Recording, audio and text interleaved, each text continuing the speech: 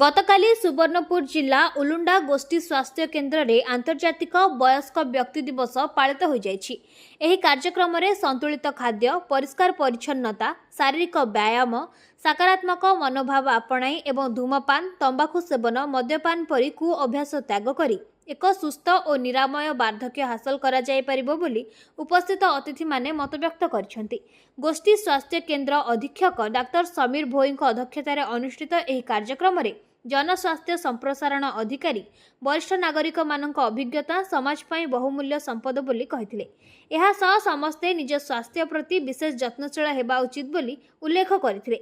सभारे Ulunda block रो विभिन्न ग्रामरू वरिष्ठ नागरिक माने जोग देथिबा बेले किछि वरिष्ठ नागरिक तांकर अभिज्ञता उपस्थापित करथिले। डॉक्टर विश्वनाथ मेहर उपस्थित वरिष्ठ नागरिक मानकर स्वास्थ्य परीक्षा करथिले। सुवर्णपुर मंटू मंत्रांक रिपोर्ट नीलाद्री मीडिया।